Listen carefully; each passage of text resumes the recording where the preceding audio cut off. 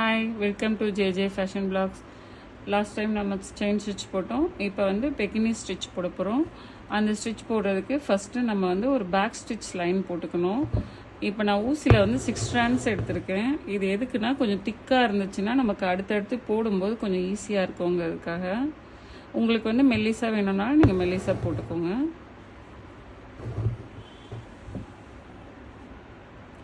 Back stitch ஏற்கனவே சொல்லி கொடுத்துருக்கோம்.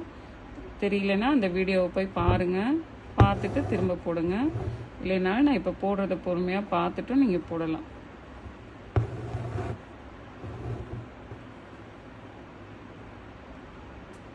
இந்த ஸ்டிச்சு கொஞ்சம் அட்ராக்டிவாக இருக்கும். நம்ம ஒரு நெக் லைனில் ஸ்லீவ் லைன்லாம் போடும்போது கொஞ்சம் நல்லா திக்காக போட்டுக்கலாம்.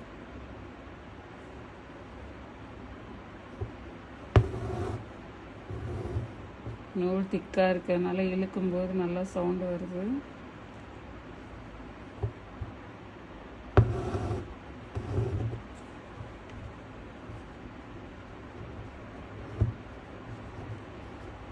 நூல் அடியில் சிக்காகாமல் வருதானோ அப்பப்போ செக் பண்ணிக்கோங்க.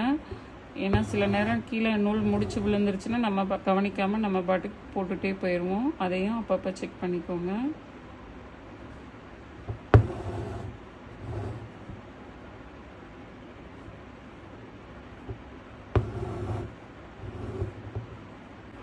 நான் பேக் ஸ்டிச் ஒரு லைன் ஃபுல்லாக போட்டு முடிச்சுட்டு இதுக்கு மேலே என்ன பண்ண போகிறோங்கிறத நான் சொல்லி கொடுக்குறேன்.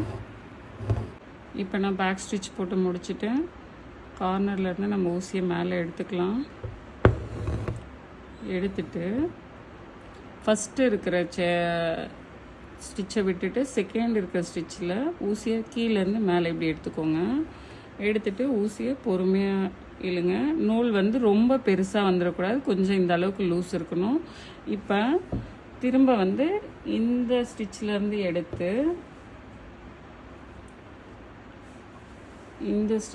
எடுத்து ஊசியை மேலே விடணும். நான் திரும்ப திரும்ப போடும்போது புரியும் உங்களுக்கு.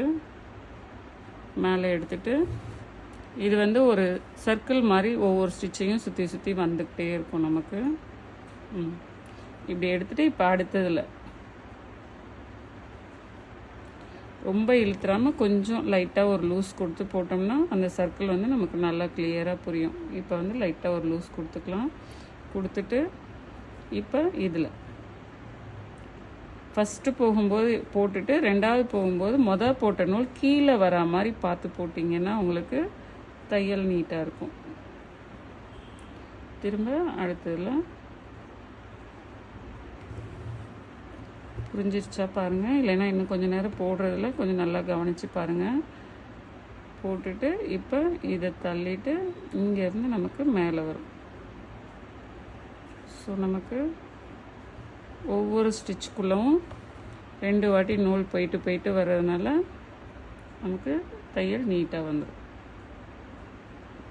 கொஞ்சம் லைட்டாக லூஸ் கொடுத்து போடுங்க. ரொம்ப இழுத்துட்டிங்கன்னா அந்த தையலோட நீட்னஸ் தெரியாது உங்களுக்கு.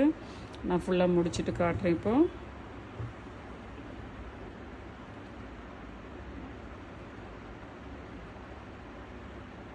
கீழே மேலே ஒரே அளவில் நூல் விட்டுக்கோங்க.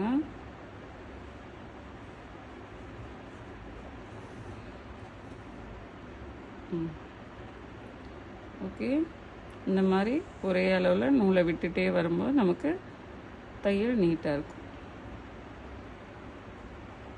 நான் முடிச்சுட்டு காட்டுறேன்.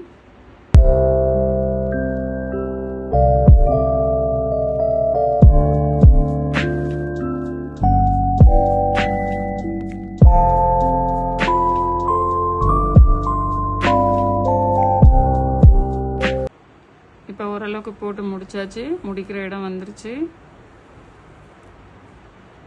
ஒரு வாட்டியும் போட்டு முடித்ததும் ஊசியோட பேக் சைடை எடுத்து கொஞ்சம் அந்த த்ரெட்டை வந்து கரெக்டாக இழுத்து பொசிஷனில் வச்சுக்கோங்க. அப்போ தான் வந்து உங்களுக்கு நீட்டாக இருக்கும் பார்க்க.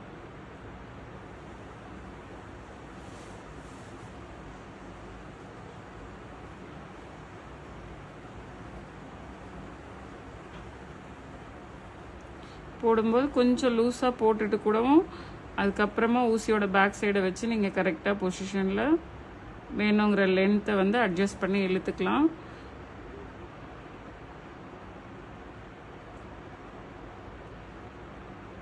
இப்போ நூல் கிட்ட இருக்கேன்னா நான் கொஞ்சம் இழுத்துக்கிறேன்.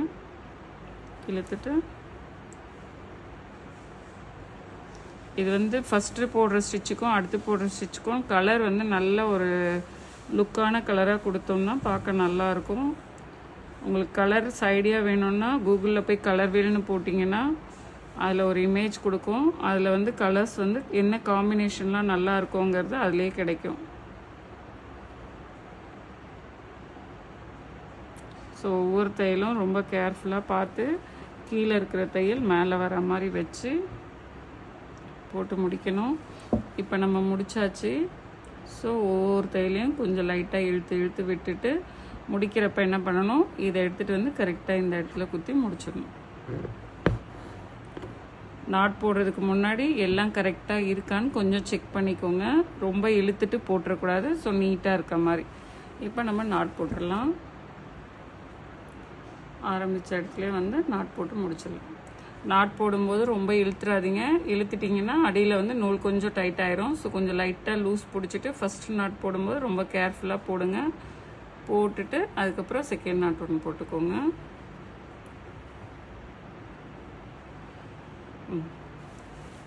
நம்மளோட பெக்கினி ஸ்டிச் ரெடி ஆகிடுச்சு. அவ்வளோ போட்டு ட்ரை பண்ணுங்கள். லைக் பண்ணுங்கள், ஷேர் பண்ணுங்கள், கமெண்ட் பண்ணுங்கள். தேங்க்யூ.